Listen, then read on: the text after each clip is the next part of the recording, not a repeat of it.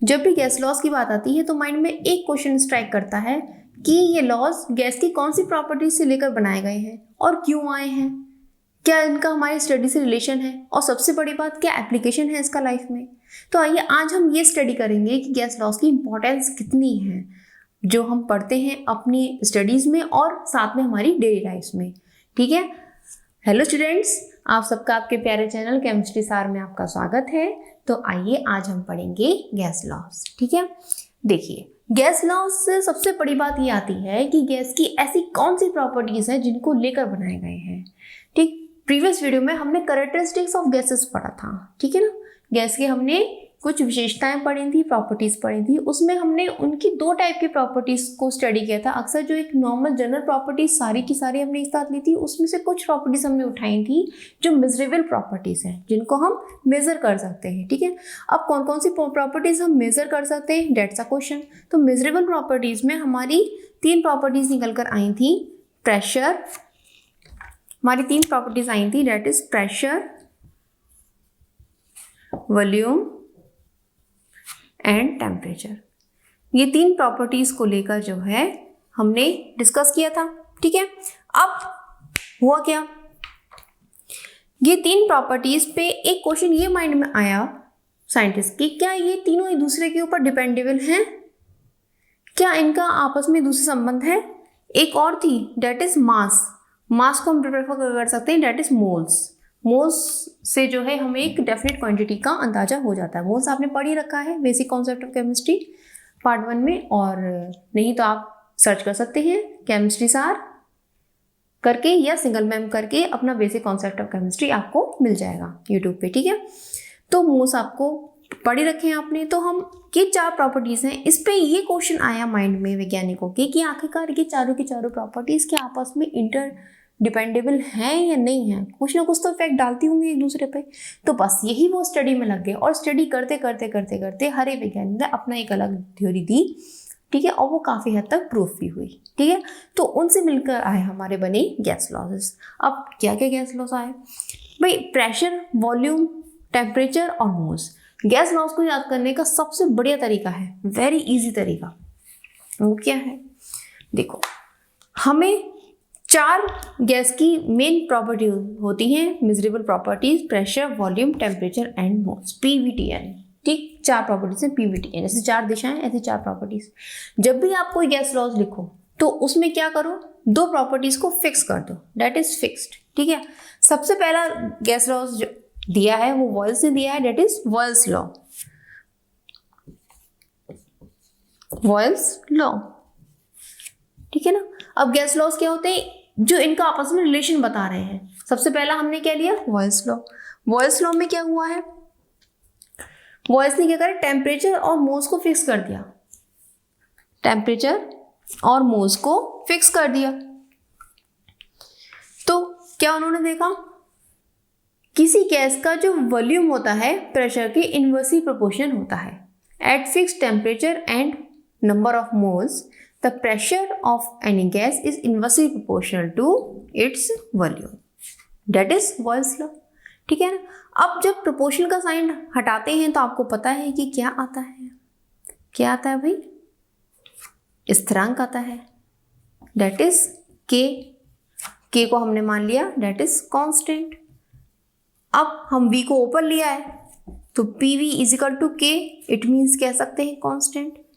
कहने का मतलब ये है कि किसी गैस के प्रेशर और वॉल्यूम का जो गुणनफल होता है, मल्टीप्लिकेशन होता है, वो एक कांस्टेंट होता है। या ये कहें कि अगर प्रेशर बढ़ेगा तो वॉल्यूम घटेगा, प्रेशर घटेगा तो वॉल्यूम बढ़ेगा, यानी दोनों एक दूसरे के इनवर्सली प्रोपोर्शन होते हैं at fixed temperature and number of moles. ठीक है ना। अब बात हम करें दो गैसेस की, तो हम क्या करेंगे इसमें, तो इसमें हम क्या करते हैं, दो गैसेस के लिए प्रेशर और वॉल्यूम डेट इज कांस्टेंट। देखो ये पहली गैस का लिए है P1 V1 फॉर गैस 1। ठीक है, अब गैस 2 के लिए हमने लिया प्रेशर 2 वॉल्यूम 2, कांस्टेंट है। तो क्या ये दोनों आपस में बराबर नहीं होंगे, ठीक है भाई, ये दोनों आपस में बराबर हो गए, डेट इज दिस। ये दो गैसेस के लिए आ गया। क्लियर हो गई बात? तो ये आ गया आपका वॉइस लॉ। ठीक, अब सबसे ज्यादा जो क्वेश्चंस पूछे जाते हैं वो किस पे पूछे जाते हैं? इसके ग्राफ पे, कि ग्राफ किस तरह का होना चाहिए। चलिए अब ग्राफ पे चलते हैं।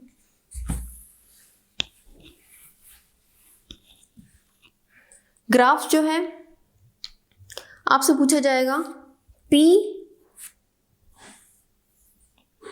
और 1/v, इसका ग्राफ बताइए आप।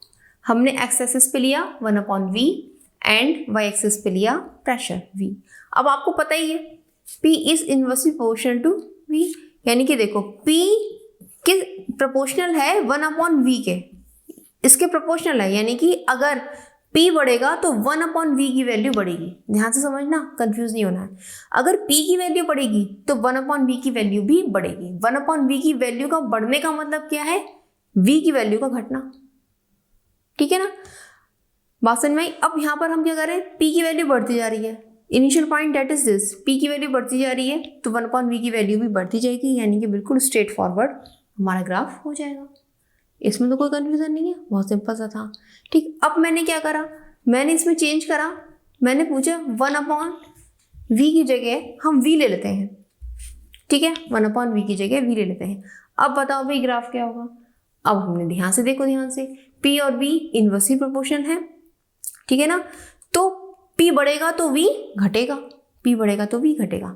अब यहाँ गलती कर जाते हैं बच्चे, कंपटीशन में बच्चे यहाँ गलती कर जाते हैं। देखो क्या बच्चे क्या करते हैं, मैं वो बता रही हूँ, आपको अभी नोट मत करना। बच्चे क्या करते हैं? P बड़ा v घटा, वो ऐसे कर देंगे, जबकि ये ग्राफ रॉन्ग हो जाता है। क्यों रॉन्ग होता है भाई? देखो P और v जब बढ़ने की बात आती है तो बढ़ते हैं, P और 1/v बढ़ते हैं, बिल्कुल स्ट्रेट फॉरवर्ड बढ़ते हैं। लेकिन जब P और v के बीच में ग्राफ बनाने की बात की जाती है तब क्या होता है? प्रेशर बढ़ाने पर वॉल्यूम तो घटता है। जैसे जैसे प्रेशर बढ़ा, किसी गैस का हमने प्रेशर बढ़ाया, वॉल्यूम तो घटा, लेकिन एक जो है यूनिफॉर्म वे में नहीं घटता है। यूनिफॉर्म वे में नहीं घटता, वो कैसा घटता है? पैराबोलिक घटता है, डेट इज दिस, पैराबोलिक घटता है। ठीक, फॉर एग्जाम्पल समझते हैं अब हम इस चीज को। देखो जैसे हमने एक ये कंटेनर लिया, ठीक है, कंटेनर हमने लिया, कंटेनर में हमने ऊपर से एक पिस्टन लगाया, ठीक है ना, यहाँ पे कुछ गैस थी, देखो इतना वॉल्यूम रहा, ये प्रेशर ये है, वॉल्यूम ये है। अब हमने क्या करा? प्रेशर इस पर बढ़ाया, इंक्रीज करा प्रेशर, ऊपर से पिस्टन दबाया, प्रेशर जो है बढ़ता गया, देखो वॉल्यूम घट रहा है। तो अब क्या प्रेशर में जितना बढ़ा रही हूँ क्या वॉल्यूम उतना ही घटेगा? ऐसा ज़रूरी नहीं है, ऐसा ज़रूरी नहीं है कि मैं प्रेशर बढ़ाऊँ तो वॉल्यूम उतना ही घटता चला जाए, ऐसा ज़रूरी नहीं है। क्लियर हो रही है बात? तो इसलिए ये जो है कैसा होता है? पैराबोलिक होता है, डाउनवर्ड, क्योंकि जो वॉल्यूम है उसका P पर जो डिपेंडेंसी होती है वो लीनियर नहीं होती है, कि कितना घटना है कितना बढ़ना है, डिपेंडेंसी लीनियर नहीं होती, जिसकी वजह से पैराबोलिक ग्राफ हो जाता है। लेकिन ये सब किस पे हो रहा है? At constant temperature and number of moles, ये बात ध्यान रखनी है आपको। ठीक, अब नेक्स्ट ग्राफ लेके चलते हैं। अब लॉग का ग्राफ देखते हैं किस तरह से रहता है। लॉग के लिए पूछा जाता है log P versus log V का ग्राफ, ठीक है, तो उसमें कोई दिक्कत नहीं है। हम सबसे पहले क्या करेंगे? देखो PV is equal to K, ये हमें पता है, डेट इज स्थिरांक है। अब यहाँ पे हमने दोनों साइड लॉग ले लिया, log P plus log V is equal to log K। अब log P is equal to log K, इसको हम इधर लिया है, minus log V। Log P is equal to minus log V को हमने पहले लिख लिया, लॉग K को बाद में लिख लिया। अब ध्यान से देखो, ये जो इक्वेशन है इसको कंपेयर करो लाइन इक्वेशन से, y is equal to mx plus C, ठीक है, छोटी क्लास में हमने पढ़ा था इसको। अब ये देखो log P is y, log K c, ठीक है, तो हमारा स्लोप क्या रहेगा? स्लोप हमारा रहता है m ठीक है ना, m हमारा स्लोप है। अब यहाँ देखो x that is log v, तो स्लोप हमारा क्या रहेगा -1, स्लोप हमारा हो गया -1 और इंटरसेप्ट क्या हुआ हमारा भाई, इंटरसेप्ट हमारा हो गया c डेट इज c को कंपेयर करो इससे log k। तो हमारा जो ग्राफ बनेगा उसमें क्या होगा, स्लोप होगा -1, इंटरसेप्ट होगा log k। तो हम ये ग्राफ बनाते हैं, चलो लिख लो ऊपर, स्लोप है हमारा -1 और इंटरसेप्ट क्या है log k। अब ग्राफ ड्रॉ कर देते हैं।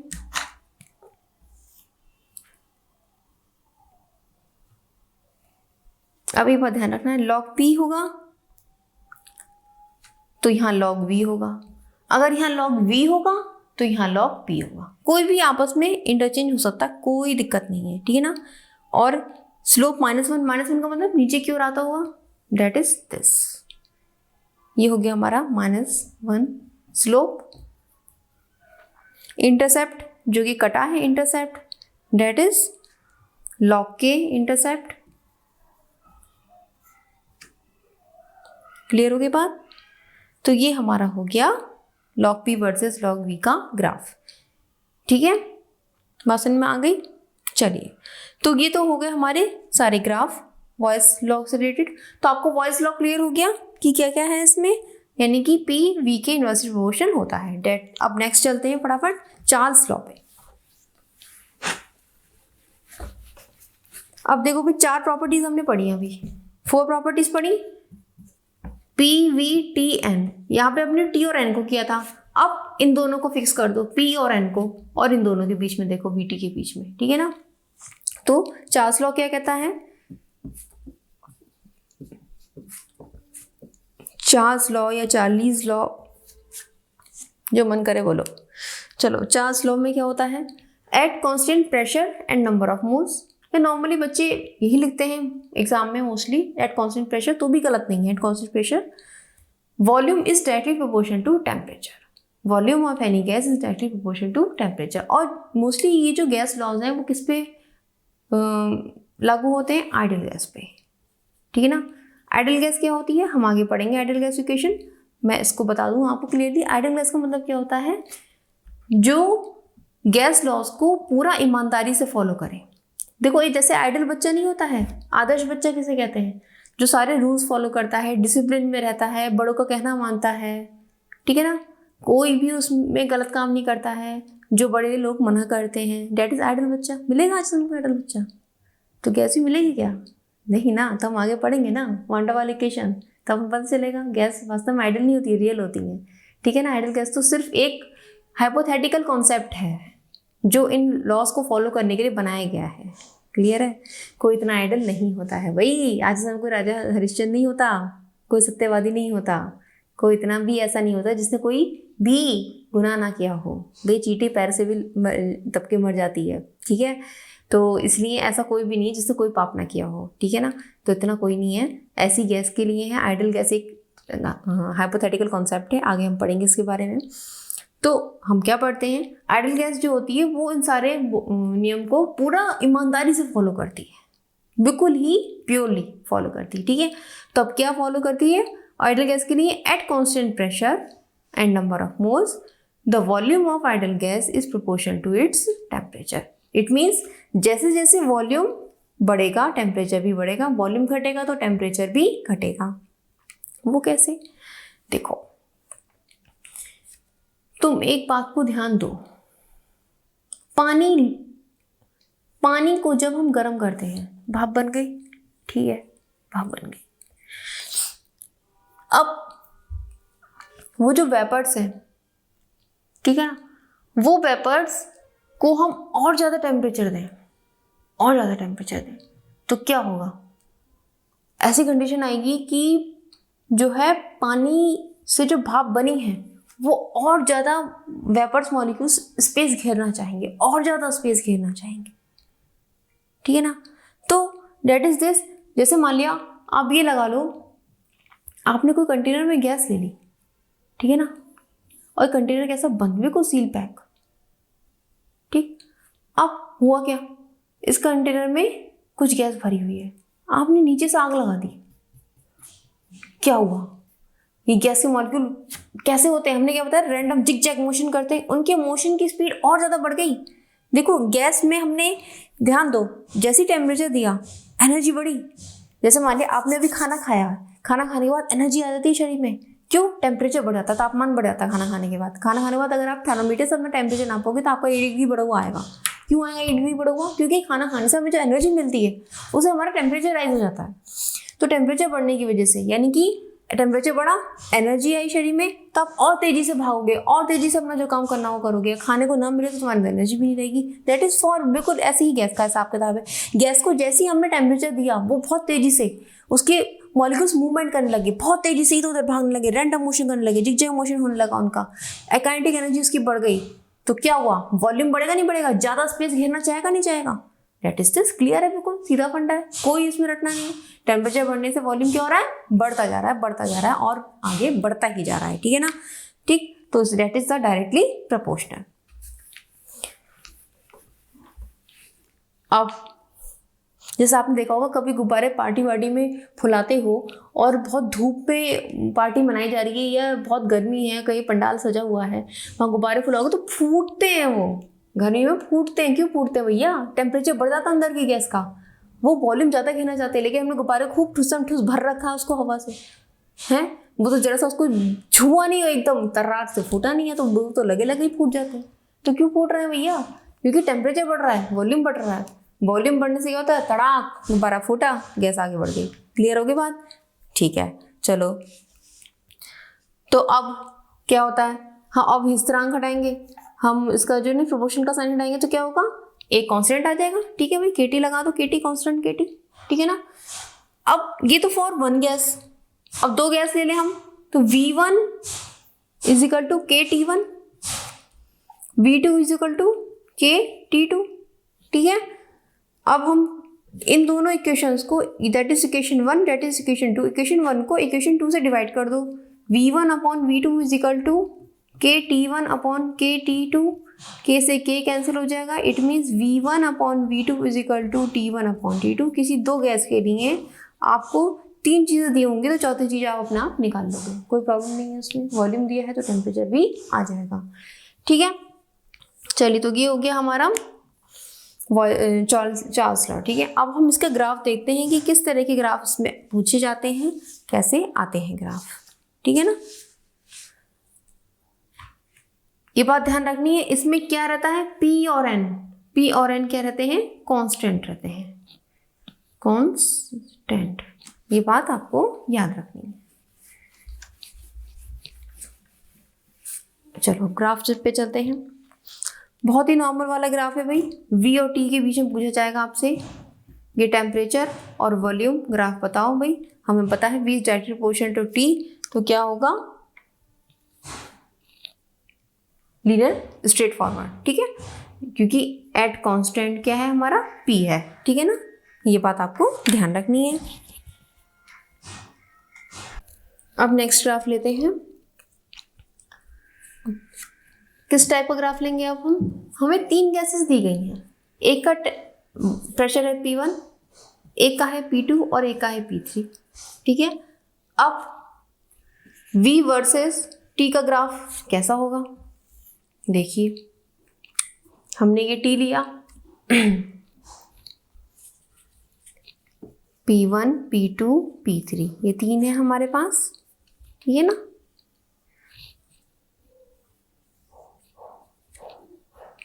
इधर साइड हो गया हमारा टेम्परेचर एक्स एक्सिस पर और वाई एक्सिस पर हमारा वॉल्यूम।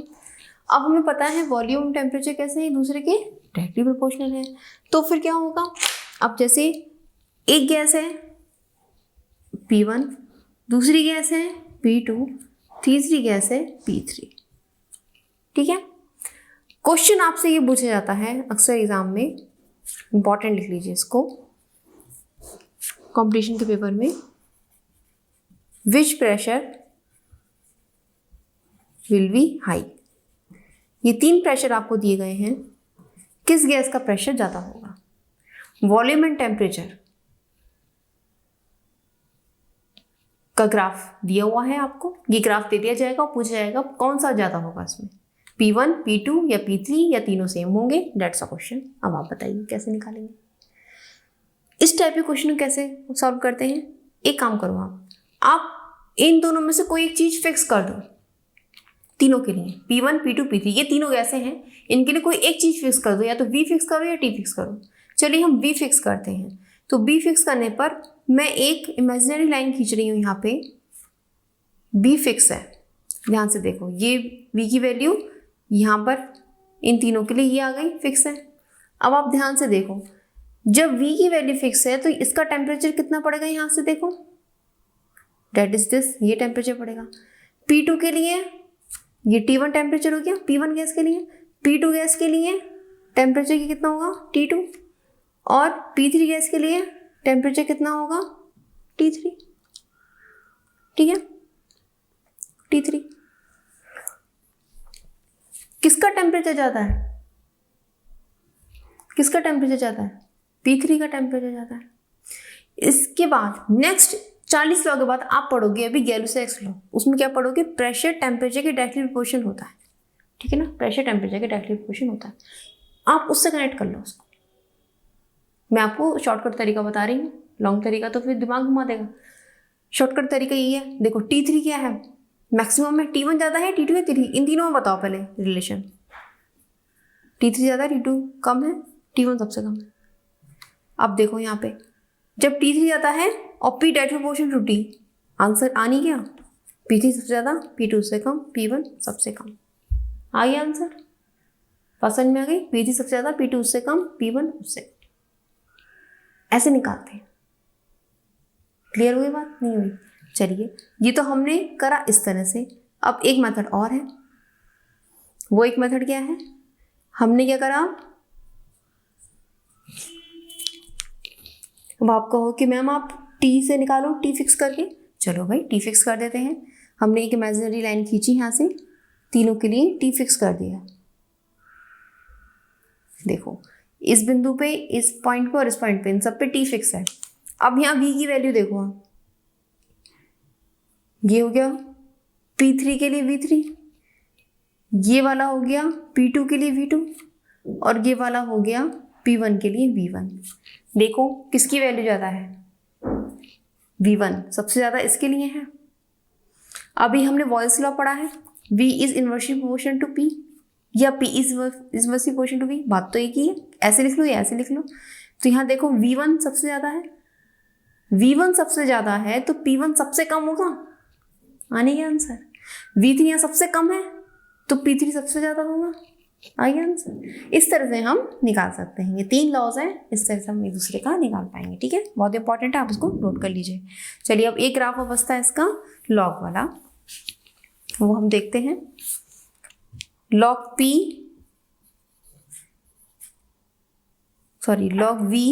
वर्सेस लॉग T, ठीक है, ये भी बहुत सिंपल है भाई। देखो V is equal to KT, ये भी हमने पढ़ा है।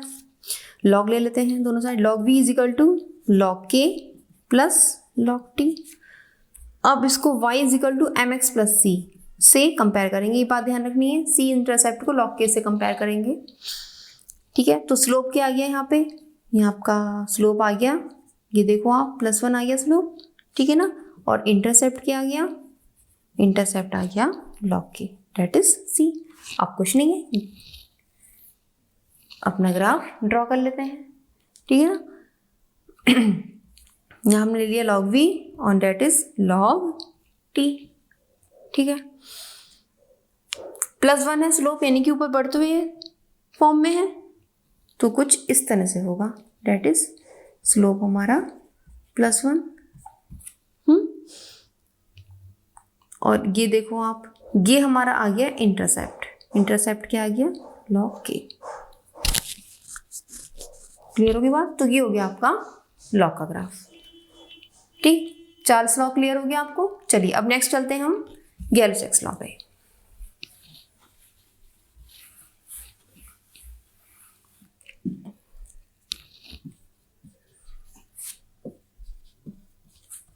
इसको गैलो-सैक्स लॉ भी बोलते हैं या टेम्परेचर प्रेशर लॉ भी बोलते हैं,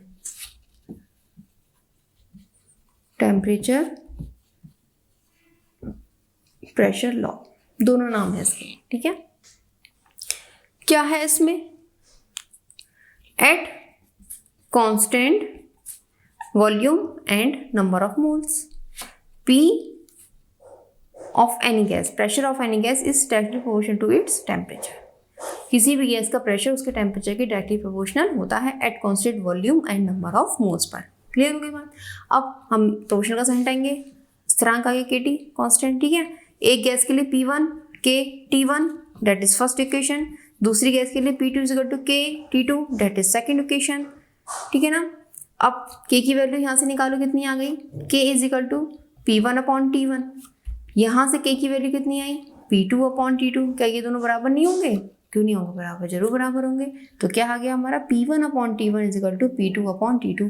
ये एक फॉर्मूला है, इससे आप कोई भी सवाल दिया हो प्रेशर टेम्परेचर से रिलेटेड तो आप दूसरी गैस का प्रेशर टेम्परेचर कोई भी चीज़ पूछी जाए निकाल सकते हो, ठीक है। 3 चीज़ें दी हैं तो चौथी चीज़ निकाल लो। क्लियर हो गया ना। चलिए अब इसके ग्राफ पे चलते हैं। कैसे, इसका लॉजिक क्या होता है, देखो आप समझो। जैसे दाब बढ़ेगा ताप भी बढ़ेगा, कहने का मतलब तो यही है। टेम्परेचर बढ़ रहा है तो प्रेशर भी बढ़ रहा है। कैसे समझेंगे इस चीज़ को, इस चीज़ को समझने के लिए कुछ इस तरह से समझो, जैसे कोई बंद कंटेनर है, जैसे ही कोई बिल्कुल बंद कंटेनर है, ठीक है ना, उसको हमने नीचे से आग लगा दी, टेम्परेचर उसका बढ़ा दिया, उसमें जो गैस के मॉलिक्यूल्स थे, जैसे टेम्परेचर बढ़ाया, टेम्परेचर बढ़ाने से उनकी काइनेटिक एनर्जी क्या हुई, बढ़ गई, बहुत रैंडमली मोशन करने लग गए। जब काइनेटिक एनर्जी बढ़ी, उनकी वेलोसिटी बढ़ गई। वेलोसिटी बढ़ने से क्या हुआ, वेलोसिटी बढ़ने से वो बहुत तेजी से रैंडम मोशन करने लगे, उनका मोशन की वेलोसिटी बढ़ गई और तेजी से भागने लगे, ठीक है। तो वॉल पे उतना ज़्यादा प्रेशर एक्सर्ट करने लगे, उतना ज़्यादा प्रेशर एक्सर्ट करेंगे, जितना प्रेशर डालेंगे, यानी जितना टेम्परेचर बढ़ा उतना ही ज़्यादा उन्होंने प्रेशर डाला, हो गए प्रोपोर्शनल। यानी कि टेम्परेचर बढ़ाने से क्या हो गया, प्रेशर गैस का बढ़ गया और ज़्यादा वो दीवारों पर दाब डालने लगी। क्लियर हो गई बात। अब इसका ग्राफ देख लेते हैं, ग्राफ कैसे होता है। देखिए, प्रेशर वर्सेस टेम्परेचर का ग्राफ होगा, ठीक है।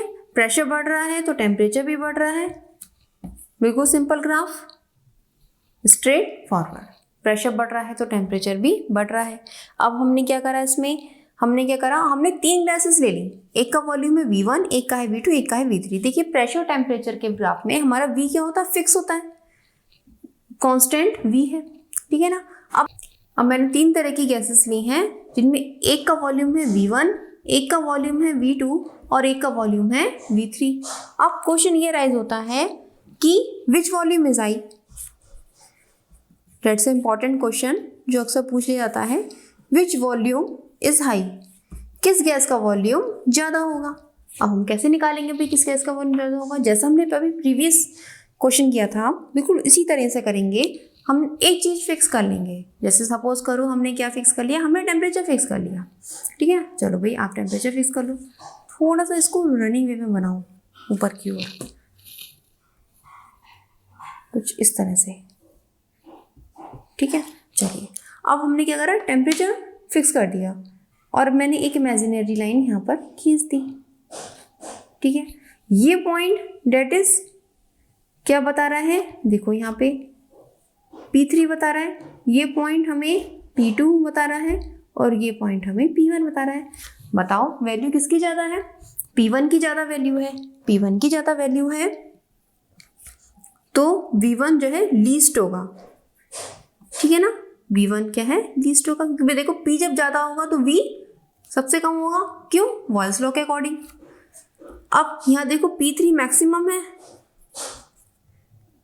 सॉरी P3 मिनिमम है, ये क्या था यहाँ पे मैक्सिमम, P3 क्या है, मिनिमम है। जब P3 मिनिमम है तो V3 कैसा होगा, हाई। क्लियर हो गई बात। तो यानी कि हमारा क्या हो गया, वॉल्यूम कौन सा हो गया, V3 सबसे हाई हो गया और V1 सबसे कम हो गया। इस तरह से हम निकाल सकते हैं। और ऐसे ही आप क्या करो, प्रेशर नहीं तो फिर आप एक तरफ प्रेशर फिक्स कर दो तो आप ये निकाल लोगे टेम्परेचर, ठीक है ना। क्लियर हो गई बात। तो इस तरह से हम निकालते हैं। तो ये कंप्लीट हो गया आपका गैलो-साइक्स लॉ और उसका ग्राफ।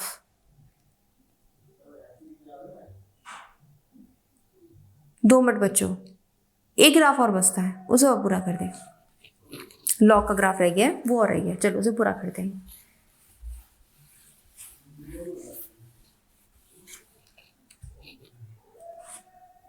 ये है log P versus log T का ग्राफ, ठीक है ना। सिंपल इसको निकालना, P is equal to KT, log P is equal to log K plus log T, ठीक है। इसको हम किससे कंपेयर करेंगे, y is equal to mx plus c से। मैंने बताया था आपको log के बिहाफ में क्या लेते हैं, c, उससे कंपेयर करते हैं। हमारा स्लोप क्या आ गया भाई, +1 आ गया, यानी कि ऊपर की ओर बढ़ता हुआ होगा ग्राफ हमारा, ठीक है ना। और log के हमारा इंटरसेप्ट हो गया। अब हम फटाफट से इसका ग्राफ बना लेते हैं। भाई देखोगे आपका log P है और डेट इज log T है, ठीक है ना।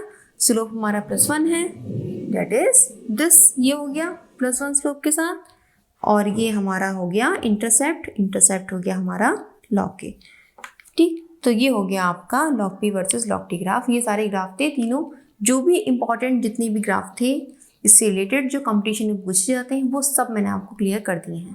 आई होप इससे बच्चे कोई ग्राफ आपका जाएगा नहीं कंपटीशन में, ठीक है ना। और आपने समझ भी लिया है इसको, टॉपिक को, ठीक है ना। अब कैसा भी ग्राफ थोड़ा सा घुमा के दे दिया जाए, आप बना लोगे उसे, क्योंकि अगर आपने इतना ग्राफ पढ़ लिया ना तो आप बना लोगे आप, ठीक है ना। कॉन्सेप्ट को समझना जरूरी होता है। तो ठीक है, तो ये आपके हो गए कंप्लीट गैस लॉस।